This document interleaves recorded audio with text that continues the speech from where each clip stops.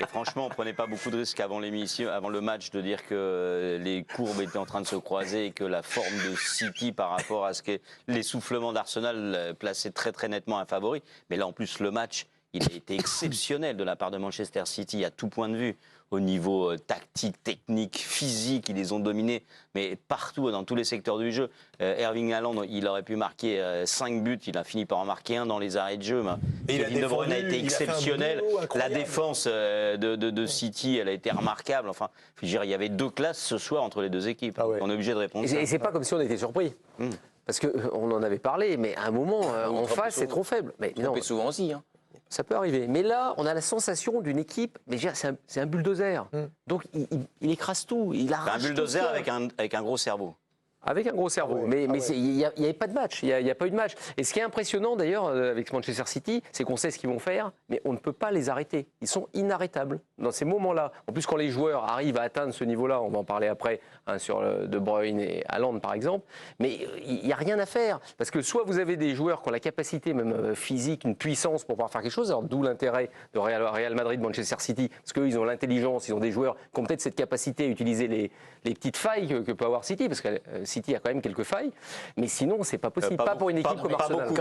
Dernièrement, ils en ont pas beaucoup. Quand tu joues des matchs comme celui-ci, et que tu vois ce premier but à la 7e minute, c'est pas un but à la 45e ou à la 7e minute. Ce but de qualité, mais tu as tout de suite compris. Et tu vois comment Arsenal, rien que dans les 7 premières minutes, subissent totalement. Donc déjà, au bout de 7 minutes, tu vois une différence qui est immense. Et après, ce n'est que l'enchaînement. Parce que l'implication de tout le monde dans le jeu, c'est ce qu'il faut retenir. Parce qu'on met toujours l'accent sur Haaland et De Bruyne. Mais l'implication générale, tu vois Stones, ce qu'il fait, c'est Akanji, c'est hallucinant. Il y a vraiment...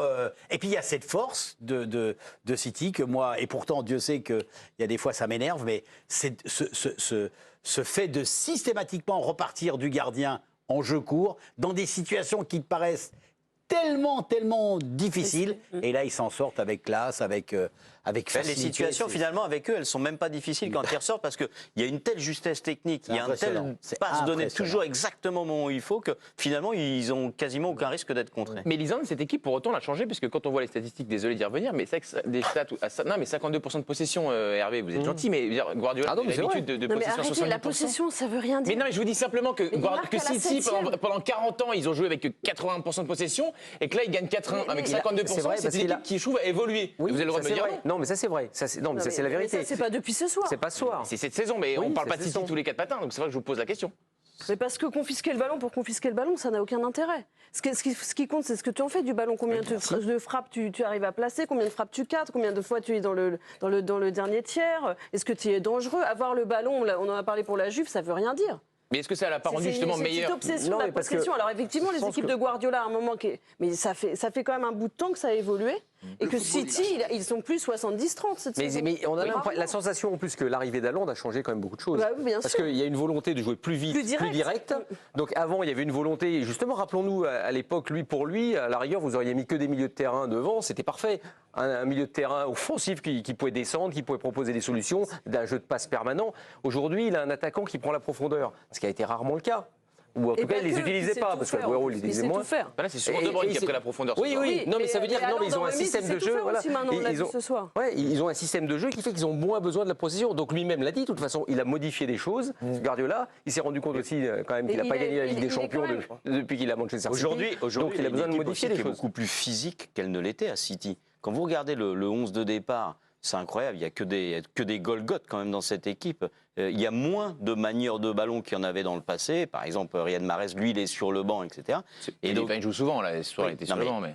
Ouais, non, il n'est pas dans l'équipe titulaire de City cette saison, Riyad Mahrez. Le plus souvent, en tout cas, sur cette fin de saison où les matchs décisifs sur les Ligue des Champions, le championnat se déroule, il n'y est pas. Mais tout ça pour dire qu'il y a quand même des choix aussi qui ont été faits par Guardiola qu'on n'aurait pas supposé il y a encore quelques années qu'il est en train de faire. Stones, par exemple, au milieu de terrain, bon, c'est un choix aussi physique, c'est un choix de puissance. Et comme, en plus, ces joueurs-là, ils allient cette puissance avec aussi une capacité à jouer tous ensemble, c'est cette capacité aussi à faire des fautes à 40, 50 mètres du but, de casser des actions, c'est-à-dire d'être dans une forme d'anti-jeu, ou en tout cas de destruction du jeu. C'est-à-dire que Guardiola, ce n'est pas que le beau jeu, ce n'est pas que le côté romantique et esthète. Il y a aussi, on l'a vu par exemple avec un joueur comme Rodrigo, qui à un moment donné a été faire une sale faute au milieu de terrain. Rodrigue, pardon, a été faire une faute au milieu de terrain. On est véritablement avec une équipe qui aujourd'hui utilise toutes les armes. Mais ça, il a toujours fait. L'un des grands trucs de Guardiola, ça a toujours été ça. Il a toujours dit à ses joueurs, même quand il était à Barcelone, vous faites un pressing haut, mais à partir du moment où tu fais un pressing haut et très rapide, si ça passe, tu es en difficulté. Donc il faut faire la petite faute. Mais ça a toujours été un des éléments de son travail. Si tu prends les stats du match aller, que City, je crois, a gagné 3-1 au match aller, c'est exactement pareil.